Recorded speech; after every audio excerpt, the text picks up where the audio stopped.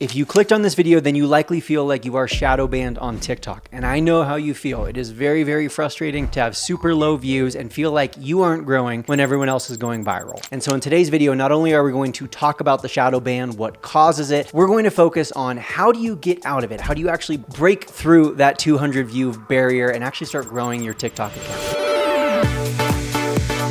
And before we get into this full conversation, let me give you some context and background as to who I am and why I consider myself a reputable resource to talk about this issue. I originally got on TikTok in early 2019 before it really hit its peak popularity in the US, and I blew up in those early days. I had about 6 videos in a row that crossed the 1 million view mark, and thanks in large part to those viral videos, I grew from 0 to over 300,000 followers in about a 2-month span. And for about the next year to 18 months, my TikTok was awesome. I was getting hundreds of thousands of views, even on my absolute worst videos, the things that were just absolutely horrible looking back on them, horrible choreography, horrible dancing, horrible lip syncing, whatever, those were still getting at least 50 to 100,000 views. And the reality is that account was going viral so often, and it was so easy to grow my following back then because it was the early stages. Again, like I said a minute ago, this was before TikTok even blew up, which really happened in mid-2020 here in the US. And so there were very few creators who were consistently uploading. There were very few people who were posting on TikTok. So if you were one of the people who was consistently posting and you were someone who had something that was unique, some sort of flair, some sort of personality, if we're being honest, it was really, really easy to grow your following back then. But now for the problem, and this is something that I've talked about multiple times on previous episodes of Build Your Tribe, so I won't bore your ear off with the whole backstory. But back then on TikTok, like I kind of alluded to a second ago, all I was doing was dancing. I was just twerking around and dancing and being goofy and silly. I was a college football player at the time, so a lot of my videos featured some of my teammates, or they featured me like wearing my football pads, which was kind of like this weird thing that people didn't expect to see, right? They didn't expect to see this like masculine man wearing my football uniform and my shoulder pads and my helmet, yet doing something very feminine like dancing and moving my hips and twerking around, especially in the locker room, things like that. And so I think that grabbed a lot of people's attention, and that was me, right? I'm silly, I'm goofy, but that's not what I do. That is part of me. That's a very small sliver of me. But what I do for a living is I help people grow their social media platforms. I help them monetize their followings online. That's what I've been doing for the last 7 or 8 years. That's what I was doing before TikTok. But when I blew up on TikTok, I had 300,000 followers who didn't know that. And even worse, they didn't care about that. They cared about me dancing. They cared to see more funny, goofy dancing videos, and it just wasn't realistic for me to keep pumping those out. And if I did, there would be no real way for me to monetize those things because that's just not what I do for a living. I'm not a dance choreographer. I'm not a dancer. I'm not a backup dancer. I'm someone who teaches people like you right now how to grow their following, grow their business, grow their brand on social. And so when the pandemic started, I took a few months off of TikTok, and then I came back and I was like, you know what?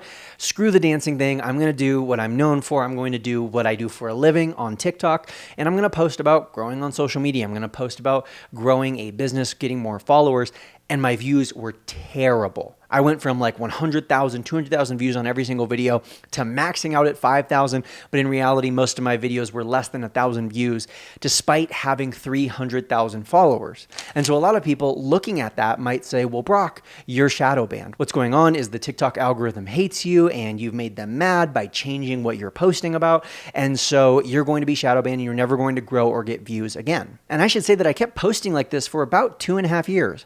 2.5 years of consistently posting about business topics, about growing your following, growing your social media, growing your personal brand. And despite that consistency, despite trying all the different kinds of TikToks, you know, the viral lip syncs, the little CapCut memes, everything under the sun, I never really found success. And so while I could have just blamed the algorithm, blamed TikTok, and said that I was shadow banned, I had to face reality. And the reality was, it wasn't the algorithm that was against me, it was my audience. And it makes perfect sense why. My audience wanted dancing content, and I was giving them business growth advice. And so, as I've documented on the podcast before, in 2023, I decided to start a new account, brand new, fresh, from zero. I spent years, like I said, trying to grow that 300K account, trying to get my followers to want the content that I was posting, but it was just a losing battle. So I decided ultimately to start a brand new TikTok account. That account now has a couple thousand followers, and one of my big goals for 2024 is to be consistent And in fact, I'm going to start with a 90-day sprint. So on the time you're watching this, it's sometime either January 2nd or after. I'm posting every single day for the first 90 days of 2024 over on TikTok to start to grow that account and get it moving in the right direction. We'll talk more about that 90-day sprint later, but I wanted to also add this into the prelude to what we're going to be talking about today, because I understand what it's like to be at zero. I've spent the last few months getting a couple hundred views on the majority of my videos. Occasionally one will pop off for a few thousand, but I haven't had anything go mega viral and I haven't blown up this new account yet. But because of the experimentation over the last few months, and because I've spent the last few months studying some of the top creators over on TikTok, I've learned a few things and I'm going to share them with you today. All right, so let's define the word shadow ban, because one of my biggest pet peeves in the social media industry is people claiming to be shadow banned, and then when I ask them to describe what's going on, they describe something that is not in fact a shadow ban. So by definition, a shadow ban is when a user is blocked without their knowledge. That's key, without their knowledge, typically by making their posts no longer visible to other users. That's what most people focus on. Most people focus on, hey, I'm getting way less views than before, my engagement's way down, my views suck the last few months, and so they just say that, and they're like, because of that, I know I'm shadow banned. First, let's address the whole without their knowledge thing. Oftentimes when I'm having this conversation with people, they'll say something like, one of my posts got taken down, and ever since then, I can't get views. Or one of my posts got deleted by the app, and ever since then, I can't grow. Or they'll get a content warning or a violation or some sort of notice, and then after that, they're not getting views. That, by definition, is not a shadow ban. You might call that a ban, but that's not a shadow ban because there's nothing secretive about it. There's nothing without your knowledge. They're literally telling you, oftentimes, big, bold text, deleting the entire video and sending you a pop-up saying, this video was deleted for X, Y, and Z reason. And so if that happens, you're not being shadow banned, you're just being banned. And pretty much every social media platform has the right to do that. That's part of what you agree to when you sign up to the platform. You're basically saying, yes, TikTok, I will consume content and create content with the opportunity to reach millions and millions of people as long as I abide by your guidelines. And if you don't abide by their guidelines, then they have every right to take down your content and to throttle your future content because they want to be sure that you're not violating their guidelines again. Some other common reasons why people might think that they are shadow banned on TikTok is they are stuck below 200 views. I don't know what specifically it is about 200 views, but that kind of seems like the number that a brand new account, even if you're posting consistently, you kind of get stuck at. Like you get to 223 and then it stops. You get to 198 and then it stops. You get to right around 200 views and then your views just stop. My best guess is that essentially the TikTok algorithm, regardless of how new your account is or how bad your content is or how good your content is, they initially show it to roughly 200 people. And then based off those 200 people's engagement, then your content will be shown to more or less people. But when you're first getting started, when people aren't really interacting with your account, when you don't have a base of followers to boost your engagement to begin with, it's going to be really hard to get above that 200 view mark. I can't tell you how many times I've been scrolling through my TikTok feed and a video will pop up, and like 1 to 2 seconds into the video, I'm like, wait, I don't recognize this person. What's going on with this video? And then I'll look and I'll see that it has like 2 likes and 0 comments. And that's an indication to me that TikTok is showing me, the consumer, this video in its early stages. And so oftentimes those early stage videos are a little bit more rough around the edges. They're not the ones that have already been proven to be high quality because of their views and engagement. And so I, as the consumer, am literally less likely to enjoy this video. That is not to say every time. There are plenty of videos that I see that have very low likes, very low views. I end up watching them and I end up enjoying them. But there's also a lot of those videos where I'm like, what is this? Like, this is random. Why is TikTok showing me this? And I think the majority of us who are stuck below this 200 view mark, that's basically what happens, is we don't have enough followers to get engagement yet. And so when we're shown to that initial 200 people, we don't have any engagement. And so when you don't have engagement, you're less likely to get more engagement, which means you're less likely to go viral, which means you're less likely to get more views and more followers. And so it's kind of this cyclical loop that you can kind of feel like you're stuck in. But again, I want to reiterate that this isn't necessarily a shadow ban because you are getting views. You might not be getting viral views. You might not be getting as many views as you think you deserve, but you're still getting views. Another really common outcome that people point to as a reason that they claim to be shadow banned is low engagement. And low engagement quite literally could not be farther from a shadow ban. A shadow ban is algorithmic, meaning that a shadow ban is the algorithm deciding to, without telling you, block your content from getting views. But engagement is audience-based. If people aren't liking your video, it means that they don't like your video. If people aren't commenting on your video, it means they had nothing to say in response to your video. If people aren't sharing or saving your video, it is because the content didn't resonate with them enough to generate that kind of engagement. At the end of the day, engagement comes from real people, and the algorithm can't stop those real people once they have watched your video from commenting or liking. So if you have 200 views and you have like 2 likes, that means that only 1% of people who were shown this video actually enjoyed it. Now, of course, you could make the argument that it's the algorithm's job to show it to 200 people who would enjoy it, but that's a whole different conversation. That requires a lot more consistency, a lot more dedication to one niche, and a lot more of a focus on things like hashtags and keywords to make sure that you are showing up to the right audience. But to be totally honest, no algorithm is perfect, and so the likelihood that you're ever going to be shown to 100% of people who are interested in your content is just unrealistic and unlikely. But going back to the original point that I was trying to make, if you have, let's say again, 200 views and you only have a couple of likes, then the issue isn't the algorithm, the issue is with the audience. And if the audience isn't enjoying your content, then it's on you to make content that they will enjoy. Rather than focusing on the outcomes like low views or low engagement, if you truly believe that you are shadow banned, then it's important to look at the causes or the potential causes that you may have committed knowingly or unknowingly that have led to these low views. And these things are pretty obvious. There are things like cussing, there are things like harassment, illegal activity, or anything else that is frowned upon or even illegal on TikTok. Now, despite what you may hear in the media, I have personally found, and many other large creators have repeated this as well, that TikTok is actually the most stringent or the most PG rated of all of the social networks. I think if you were to put them all on a spectrum, on one end of the spectrum, you have X/Twitter, where you can post just about anything, full nudity. They have very little rules there. And then in the middle, you have YouTube and the meta platforms like Threads and Instagram and Facebook, where you can post like curse words, you can say some things, you can have like partial nudity, you can have like artistic nudity, but it's kind of walking a fine line where some people who do that sort of stuff, they will get their account disabled or taken down, or they will get posts removed, but it's kind of a gray area. It's not like let your freak flag fly, rated R, X/Twitter. I would say it's more like PG-13.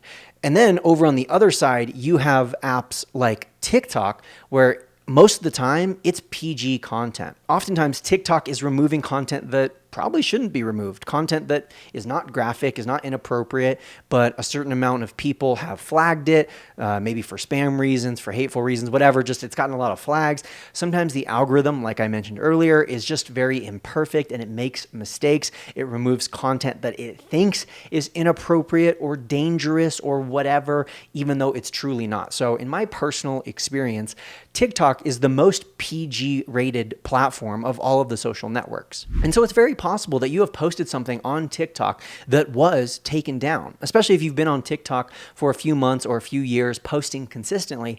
It might be worth scrolling through some of your old content or trying to find your content violations or notices just to check and make sure that you don't have some video from a year and a half ago that was taken down or disabled. Now, again, oftentimes you may have a video that was taken down wrongfully so, a video that was removed because the algorithm made a mistake or because you had a group of haters show up on your video and start reporting it as inappropriate or whatever. And so if that does happen, you can appeal it. You can try to get TikTok to have like an actual look at this content, a second look to make sure that it is legal and that it is approved. Unfortunately, though, if you have had content taken down, the likelihood of your post doing well in the future, especially while that post is still up or while that notice of violation is still active or open, it's going to be very unlikely that you're going to have a video go viral or that you're going to grow. So if that has happened to you, you can try your hardest to get in contact with TikTok, to try to get a hold of their customer support, to try to get your video re-looked at and stamped as good to go. But in reality, it might be best to start a new account. I did do an entire episode a few weeks ago about starting a new account. Granted, that was primarily focused on starting a new account on Instagram, but a lot of the same things that we went through in that video apply to TikTok. So you might want to consider starting a new account on TikTok. But let's say that you look through all of your violations, all of your content, you've never had anything taken down, you have never gone against community guidelines, you've never made a comment or a post that violated TikTok's rules, but your views and engagement are low, then here are my top tips for breaking through this so-called shadow ban, which we now know in reality is likely just low engagement. How do you break through? How do you get more views so that you can get more engagement, so you can get more followers on TikTok in 24? Let's hop into it. Number one, first and foremost, you have to start with a hook. Yassine of Viral Video Club just did a study of over 50,000 viral hooks, and he posted about some of his findings on his Instagram and TikTok account, and I wanted to share some of those with you. The first finding is that generally speaking, the less words you use in your hook, the more views your video will get. But again, shorter is usually better. So your goal with your hook should be to be as concise as possible. As you start adding more and more and more words to your hook, you start to lose people's attention and you're less likely to get them to continue watching the video. The second finding is something that I've reported to you on before, which is that negative hooks perform best. And he also found that neutral hooks perform better than positive hooks. So if you're to rank the three different kinds of hooks, negative hooks are in first place, neutral hooks are in second place, and positive hooks are in third place. Negative hooks are hooks that focus on negative outcomes or that use negative words like don't, stop, or avoid. So if I tell you to stop doing these 5 things with your hashtags in 2024, that's a negative hook. The positive version of that hook would be, here's 5 things to do with your hashtags in 2024. And the neutral version might be something like a question, maybe, do you use hashtags on TikTok? But again, the biggest finding from this study is that negative hooks performed the best in terms of views. One word of caution that I do want to give you is that we have found in the InstaClubHub that as you start to overuse negative hooks, and by overuse, I mean consistently using a negative hook in every single one of your videos, the views have diminishing returns. So over time, you're going to be getting less and less views than you were originally. And I think that there's a few reasons for that. Number one, no one likes a negative Nancy. So if every single one of your videos is negative, people are going to start to tune you out. And the second one relates back to human behavior. And if you're always saying something is bad, if something is always negative, don't do this, stop doing this, it will kind of become white noise because it doesn't feel that important anymore. If every single day you're posting 3 different things that I shouldn't be doing, then I'm going to lose interest in your content and it's not going to grab my attention in the same way. So in summary, use negative hooks sometimes, not all the time. And then the third big takeaway from this study of hooks was analyzing the actual words in the hook and trying to figure out like what is the grade equivalent comprehension level. So are these hooks like kindergarten speak, like you were talking to, like a 6-year-old, or are these 3rd grade level, 7th grade level, 12th grade level? And what they found is that generally speaking, hooks that were about a 5th grade level performed the best and got the most views. So a way that you could reverse engineer this is when you are writing your script for your TikTok videos, you could pop your hook into ChatGPT and then ask ChatGPT what grade level of comprehension this hook is at. Or you could start with ChatGPT. Let's say you use it to help you write hooks. You could put into your prompt for ChatGPT to write a 5th grade level hook for your script. In the InstaClubHub, we also recently did a similar study where we analyzed viral hooks and we compiled them into a top 25 list. You can find the link to download that list of top 25 viral hook ideas down in the description, down in the show notes below this episode. Again, free to download. You just pop in your email and then we'll send you our top 25 viral hooks as well as ideas on how you can relate each of those hooks to your niche. They're kind of Mad Lib style, so all you have to do is, plug in certain words here and there, and then you have an easy viral hook to add to the beginning of your video. So again, if you want to break through the quote unquote shadow ban, if you want to get more than 200 views on your TikTok videos,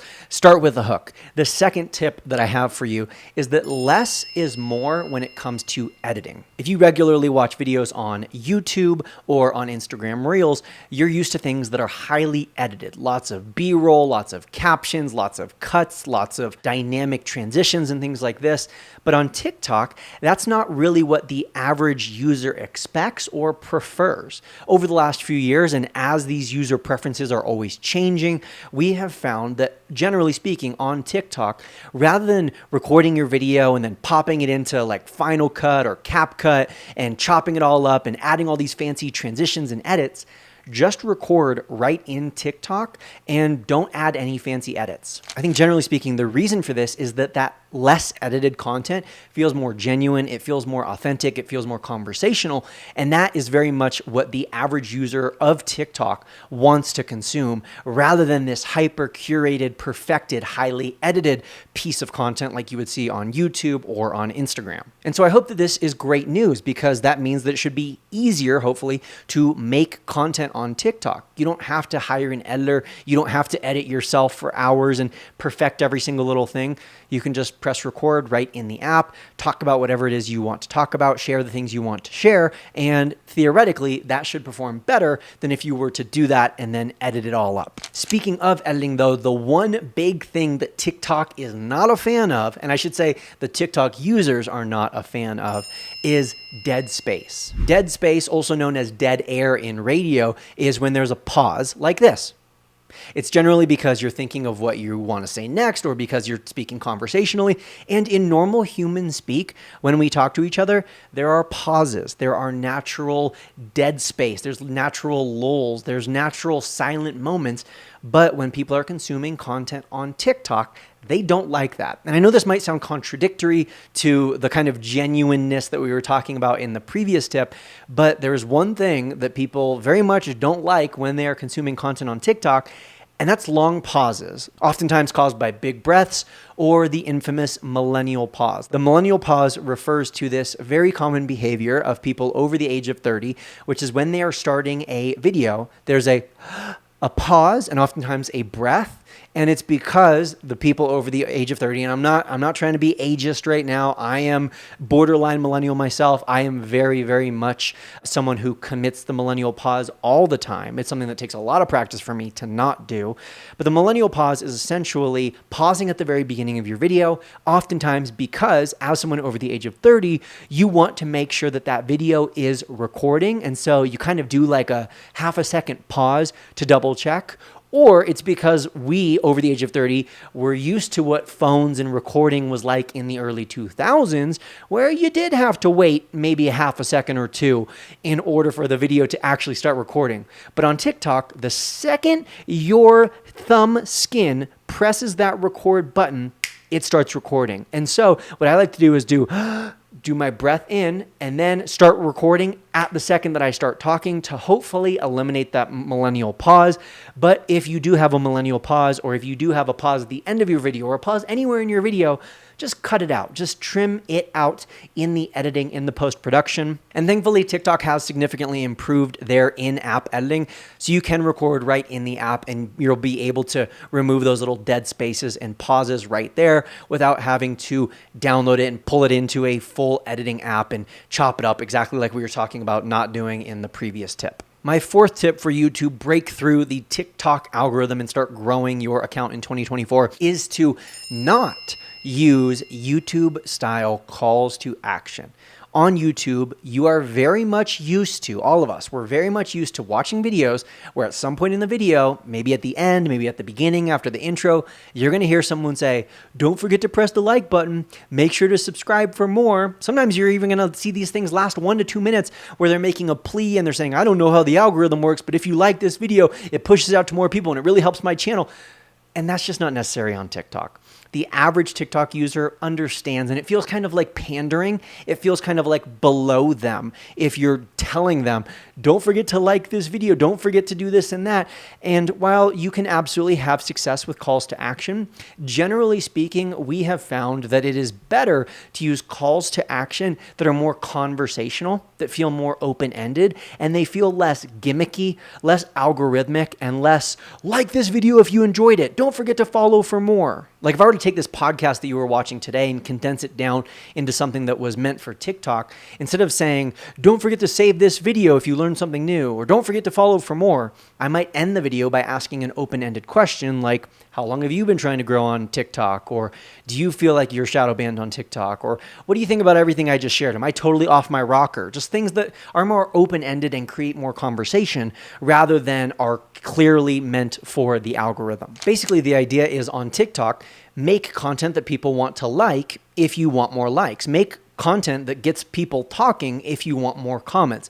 Rather than having to ask them to do those things, create content that naturally makes them want to do those things. And of all of the different forms of engagement, view time, watch rate, likes, comments, save shares, whatever, I would recommend focusing on share-worthy content the most. And that's my 5th tip for you to break through the quote-unquote shadow ban and to actually start growing your account in 2024, focusing on creating share-worthy content. But what is share-worthy content? It's content that is worthy of being shared.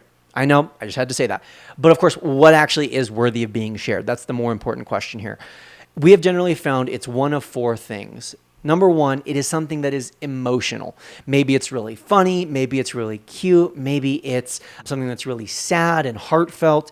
Emotional content, content that pulls at the heartstrings and moves people, that is generally highly share-worthy. The second kind of content that we have found to be highly share-worthy is inspiring or motivating content. That's one of the reasons that people like David Goggins or Mel Robbins or Gary Vee are so popular, is because they oftentimes share things that are very powerful in terms of inspiration or motivation. That sort of stuff is highly share-worthy. The third kind of content, which I have done entire podcasts on that is highly share-worthy, is controversial content. Now, disclaimer, I am not telling you to intentionally piss people off, make people mad, call people out, be rude, inappropriate, and get canceled. But what I am telling you is that if you have a strongly held belief that relates to your niche, share it on your social media, share it on your TikTok, because it gets people talking, it gets people sharing, it gets people interacting. Even the people who disagree are oftentimes going to leave those comments letting you know, and that helps you in terms of the algorithm, helps you get more views, helps you get more followers. So post controversial stuff if you believe in it and if it relates to your niche. And then the fourth kind of content that we find is highly share-worthy is relatable content. The type of stuff where like when you see it in your feed, you say, this is so me, or this is so us, or this is so my dog or my mom or whatever. And then you send it to your mom and you're like, this is so you. Or you send it in the group chat and you're like, this is so us. This is so us. You send it to your partner and you're like, this is so me. These sorts of videos that are highly relatable, that feel like they are a reflection of ourselves being displayed or maybe even made fun of by someone else, highly, highly share-worthy. And then tip number 6, my last tip for you to grow your TikTok, to get rid of the shadow ban and to break through that 200 view barrier, is to post long form videos. In 2021, the top dog, the best kind of content, the king of kings on TikTok was a 6 to 7 second looping video that grabbed people's attention and then it played on a repeat a bunch of times. And so it racked in that view duration. It really spiked the percent of time that people watched the video. But TikTok has learned, the algorithm has gotten smarter. And so tricking it into thinking that you have a super high watch rate just because your video is 4 seconds long doesn't necessarily work as well anymore. Now, what TikTok is a big fan of, and this was true for all of 2023, it's going to be true for 2024 as well, is long form content. More than 60 seconds, more than 90 seconds. In fact, TikTok now allows most users to go up to 10 minutes, and it even allows, get this, some people to go up to 30 minutes with their vertical TikTok videos, which is mind-blowing. Speaking of vertical, there is now features where you can actually rotate into horizontal mode on TikTok because TikTok wants to compete with YouTube. TikTok recognizes that people, when they're on their phones, watch TikTok, but when they're on their TVs or computers, they watch YouTube. And so TikTok wants to really dominate the mobile video space, the mobile content space, by really keeping us there for longer. And one of the ways they know they're going to do this is with long form videos. So make the TikTok algorithm happy by catering to what it's looking for, which is longer videos. Do these 6 things, and then I'll throw in one more bonus. Stay consistent. Just keep posting. Not once every week, but once every single day. You're welcome to join me in the 90-day sprint. If you are going to do so, pop over to my TikTok, which of course is Brock11 Johnson, and leave a comment on one of my recent videos telling me that you are going to do the 90-day sprint with me. This is something that I'm doing to personally challenge myself to stay consistent for the first 90 days of 2024 on TikTok. At least one post per day, every single day for the first 3 months. If you want to join me in that, if you want to challenge yourself as well, pop over to my TikTok and let me know. It's okay if you start a few days late. It's okay if you need to start, the second week of January. You need to start whenever you're listening to this podcast. Just let me know. Pop over to my TikTok, leave a comment on one of my recent videos letting me know that you're joining me, and I would really appreciate it if you followed me while you're over there on TikTok as well. Best of luck growing your TikTok in 2024. I hope you're wishing me luck as well, and I will see you over on TikTok.